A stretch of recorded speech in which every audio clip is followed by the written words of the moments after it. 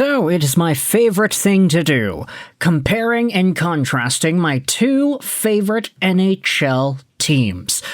Today, we are referring to the Athletics' playoff season projection preview for both the Vancouver Canucks and the Montreal Canadiens. Both of these articles will be linked in the description. Of course, they are part of The Athletic. They're behind a paywall, so you kind of need the subscription to view them. But have no fear, folks. We're not going out there and directly reading the articles. Instead, we are taking a look at the graphs that were included within. Because all the graphs, especially the ones that I care about in regards to playoff point projections and potential, they were all posted online by Dom Lucian of The Athletic. So we're going to be taking a look at the Montreal Canadiens projection as well as the Vancouver Canucks projection and just kind of debating it. We don't need the gameplay commentary for this one. We can just look at the numbers. Let's start out with the team in the East, the Montreal Canadiens 25-26 season preview. This, of course, is going to be fully analyzed on the Athletic piece, so you can click that link in the description if you want to read more about that.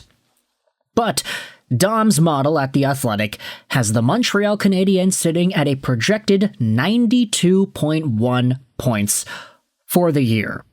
They're projected to finish 16th, and they have a 51% chance of making the playoffs, also 16th. The Habs have a 2.4% chance of winning the Stanley Cup, which is 16th, and a lot of these numbers over here are kind of written out in a weird way to follow. I mean, it's not the easiest to understand, but essentially the Canadiens have a 6% chance to win the Atlantic Division, a 10% chance of finishing second, a 13% chance of finishing third, and then you can read the rest over here. It seems like, based off of Dom's model, the Montreal Canadiens have a higher chance of finishing 4th, 5th, or 6th than they do finishing 1st, 2nd, or 3rd. Which should be understandable, right? I don't think anybody's looking at the Canadiens and saying, oh yeah, they're going to be a contender for first in the Atlantic. 6 out of 100 chance. You can say that.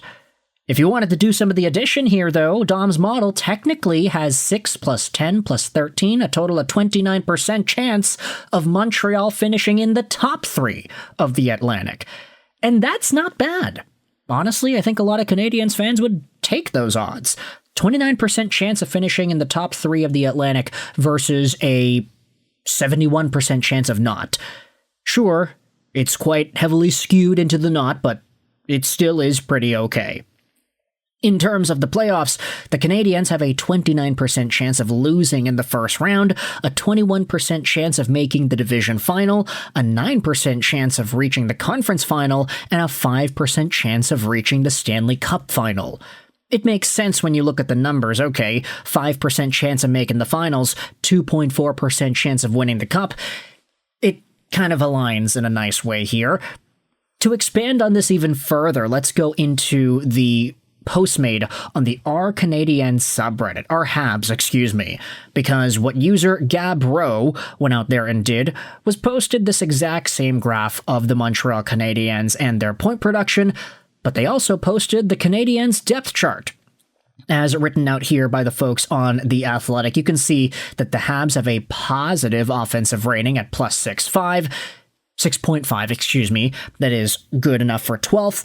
They have a defensive rating of minus 2.9, which is good enough for 25th, but their net rating of plus 3.5 is good enough for 18th in the NHL. It's kind of interesting how positively valued teams on the net rating are still not in the top half of the league. I would think mathematically that shouldn't be the case, but it is the case over here. They're in the bottom half of the NHL in terms of offensive and defensive net rating. And if you scroll down, you can see here that some of these guys do have some extremely positive value. Nick Suzuki and Caulfield, for example, bring a lot of positives. A little negative, Ivan Demidov is a minus 1.5 in terms of his defensive rating, but he's a plus 5.6 offensively. Slavkovsky is not really as high as you would like him to be, plus 3.3 in the offensive side, minus 1.3 in the defensive side. Roll percentile is also jacked up for Uri as well. Not to mention some of the defensemen over here. You can see Lane Hudson has a plus 13.3 offensive value. He's kind of carrying Montreal, if you wanted to just look at that. He provides more offensive value than Suzuki, Caulfield, Demidov, everybody else. And realistically, it makes sense. I mean, he's very, very talented after all. Montreal Canadiens fans tend to agree with what was talked about here. Chicken-Sia says that this graph seems perfect. There's a lot that could go wrong and tank the Canadiens out of contention, and a lot that could go right to slide them into the 10-15 range. 16 is a perfect middle ground. I think it's important to remember we are now entering the most difficult stage of any rebuild, making that first jump from underdogs to playoff contenders. If it takes another year to have a playoff rebirth, there's nothing to worry about. There's still plenty of young players.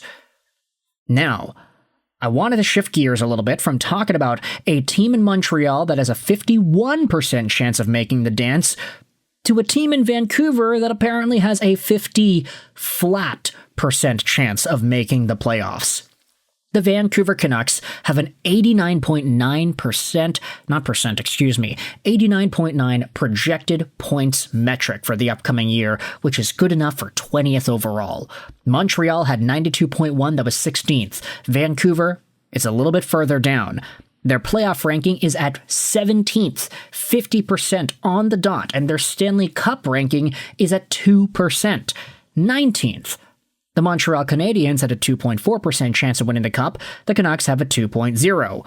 They also have a much worse chance of being a top 3 team in the Pacific Division. Actually, do they? 5 plus 12, 17 plus 20 is 37, 36. Oh, actually, the Canadiens have a lower percent chance of being top 3 in their division versus Vancouver. The Canucks, however, have a higher percentage chance of being 4th or 5th.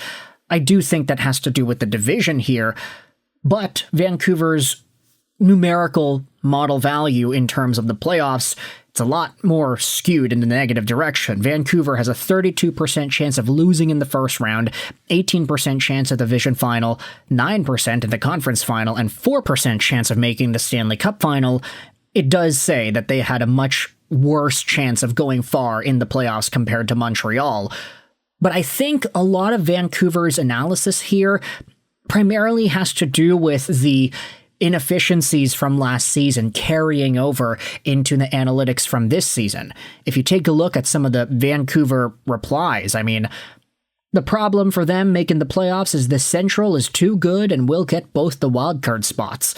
The Canucks don't play enough games against the Central in their last 15 to 20 to make up ground down the stretch.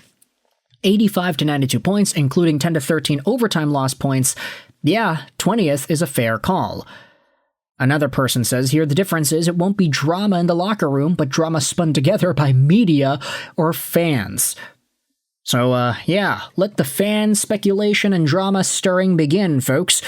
At the very least, we can expect their numbers to get a little bit better as long as players like Pettersson, Bresser, and DeBrusk bounce back a little bit.